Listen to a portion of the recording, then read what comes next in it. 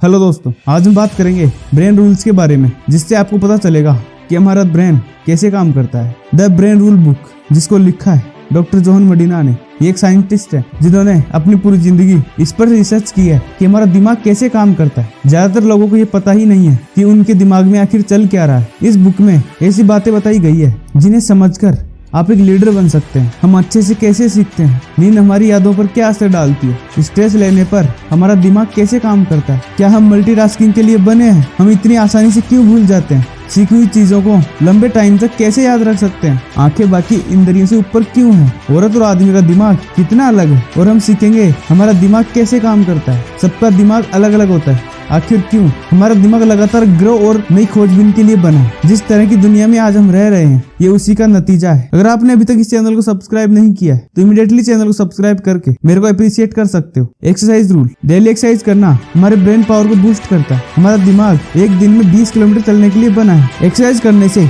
हमारे दिमाग में खून पहुंचता है, जिसमें ताकत के लिए ग्लूकोज होता है, और सभी बचे हुए जहरीले इलेक्ट्रॉन्स के लिए ऑक्सीजन होती है। इसमें प्रोटीन भी निकलते हैं जो न्यूरॉन्स को जोड़े रखता है। हमारा दिमाग लगातार मौसम की कंडीशन में विकसित हुआ। एक सक्सेसफुल मीटिंग वो होती है जिसमें सब 2 किलोमीटर पर आवर की स्पीड से चल रहे होते हैं। स्लीप रूल, दिमाग में हमेशा केमिकल और सेल्स के बीच में खींचतान चलती रहती है जो आपको सोने और जगाए रखने की कोशिश करते हैं। सोते टाइम दिमाग में न्यूरॉन्स बहुत ज्यादा हरकतें करते हैं। जो आपने दिन में सीखा है वो उसे रिपीट करते हैं। सबको अलग अलग टाइम पर सोने की आदत है, लेकिन सब में दोपहर में नींद की झपकी कॉमन है। नींद की कमी से मेमोरी, काम, अटेंशन, मूड और लॉजिकल रीजनिंग को नुकसान पहुंचता है। जब हम सो रहे होते हैं तब भी दिमाग वैसे ही काम करता रहता है। हमें सोने की जरूरत इसलिए ताकि हम अच्छे से सीख सकें। दोपहर की नींद की एक झपकी आपको और प्रोडक्टिव बना देगी। स्ट्रेस रूल, स्ट्रेसफुल दिमाग नॉर्मल दिमाग से आधा ही सीख पाता है। जब भी हम स्ट्रेस में रहते हैं तो हमारा दिमाग एड्रेनलिन और कोर्टिसोल छोड़ता है जो हमारे डिफेंस सिस्टम को नुकसान पहुंचाता है। क्रोनिक स्ट्रेस, जैसे घर में लड़ाई झगड़ा, हमारे शॉर्ट टर्म रिस्पॉन्स सिस्टम को नुकसान पहुंचाता है। जब आपको लगता है कि आपकी परेशानी पर आपका कंट्रोल नहीं है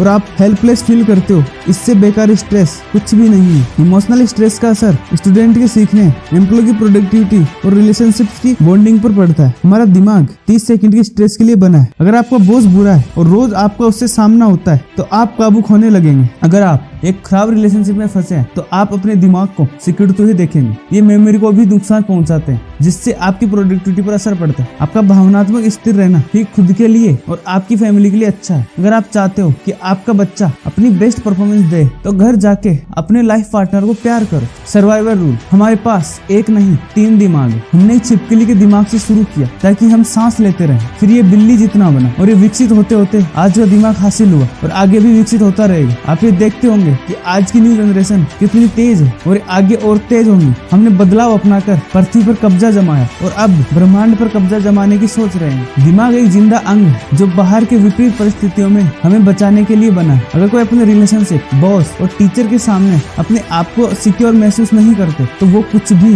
परफॉर्म नहीं कर पाएंगे। अगर एक रिलेशनशिप में कोई गलत फहमी होती जिसमें उनको लगता है कि वो वैसे नहीं जुड़ पाए जैसे जुड़ना चाहिए तो वो अकेलापन फील कर सकते हैं। ऐसा आपके ऑफिस में, बॉस, स्कूल में टीचर के साथ हो सकता है। एक एंटी ब्रेन एनवायरनमेंट से ज्यादा बेकार कुछ भी नहीं हो सकता। वायरिंग रूल, हर दिमाग की वायरिंग अलग होती है। जैसे आपका दिमाग होगा वैसे ही आपकी जिंदगी होगी और वही सीखोगे। दिमाग के अलग अलग पार्ट हर इंसान में अलग तरीके से विकसित होते हैं। 2 लोगों का दिमाग सेम इन्फॉर्मेशन सेम जगह सेम टाइम पर स्टोर नहीं कर सकता। या तो आप इसे मान सकते हैं या इग्नोर कर सकते हैं। अटेंशन रूल, लोग बोरिंग चीजों पर ध्यान नहीं देते। दिमाग की ध्यान देने वाली स्पॉटलाइट एक बार में एक ही जगह पर ध्यान दे सकती है। हमारे पुराने एक्सपीरियंसेस पता लगाते हैं कि हमें कहाँ पे ध्यान देना है। हमारे कल्चर से भी फर्क पड़ता है, चाहे स्कूल हो या ऑफिस।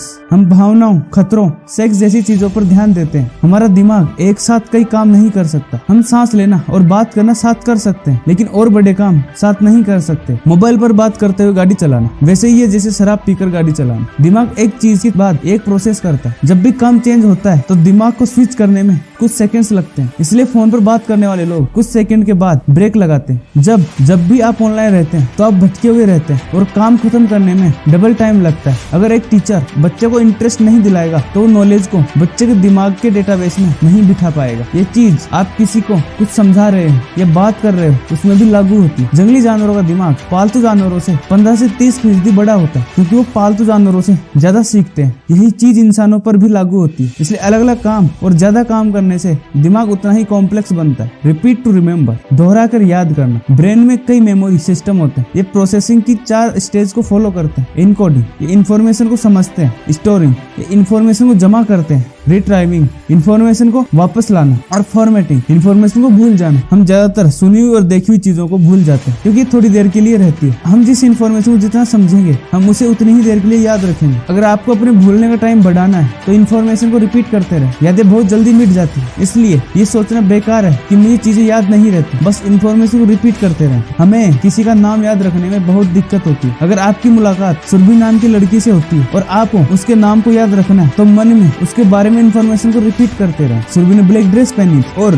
मेरा भी फेवरेट कलर ब्लैक ही है। इस प्रकार और भी चीजें कर सकते हैं। स्टार्टिंग में मुश्किल हो सकता है, लेकिन ऐसा करने से आपकी मेमोरी इंप्रूव होती है। इन्फॉर्मेशन को समझने में जितना जोर दोगे उतनी ही अच्छे से इनकोडिंग होगी और लंबे टाइम तक चीजें याद रहेगी। रिपीटेशन में गैप जरूरी है। ये कुछ घंटे, कुछ दिन या कुछ वीक हो सकते हैं। भूलने से हम जरूरी काम पर ध्यान दे पाते हैं। जो ख्याल हमारे जिंदा रहने के लिए जरूरी नहीं है वो ख्याल हमारे दिमाग में फालतू की जगह घेरते हैं। अगर हम इनको भी उतनी ही अहमियत देंगे जितना हमें जिंदा रहने वाले कामों को दें तो हमारे लिए मुश्किल हो जाएगी। Remember to repeat. ज्यादातर यादें बहुत कम टाइम में मिट जाती है, लेकिन जो नाजुक समय में रहती है वो टाइम के साथ और भी मजबूत होती है। लॉन्ग टर्म मेमोरी को लॉन्ग टर्म रखने के लिए न्यू इन्फॉर्मेशन के साथ पुरानी को भी रिपीट करते रहे। सेंसरी इंटीग्रेशन रूल, एक ही वक्त में ज्यादा सेंस को विकसित करें। हमारे सेंसेस एक साथ काम करने के लिए बने, अर्थात हम सीखने में जितनी इंद्रियों का यूज करते हैं हम उतना ही अच्छे से सीखते हैं। खुशबू में याद को लाने की बेहतरीन ताकत है। खुशबू मेमोरी को उकसाने में गहरा असर डालती है। अगर आप चाहते हो कि लोग आपकी प्रेजेंस को फील करें बिना आपसे मिले तो हमेशा एक ही परफ्यूम का यूज करें। जब आप स्टारबक्स में जाते हैं तो पहले आपको कॉफी की खुशबू आती है। वो ऐसा इसलिए करते हैं क्योंकि उन्होंने इस पर बहुत ज्यादा रिसर्च की है। हमें वो चीजें ज्यादा याद रहती है जो वर्ड, आवाज के साथ पिक्चर या वीडियो होती है। ये बच्चों को सीखने में इजी रहती है और उनकी मेमोरी में बहुत लंबे टाइम तक रहती है। विजन रूल, नजर सभी इंद्रियों से ऊपर। नजर हमारे दिमाग के आधे से ज्यादा संसाधनों का यूज करती है। जो हमारा दिमाग हमें दिखाता है हम वही देखते हैं। जो हर बार 100% सही नहीं रहता। हम पिक्चर्स से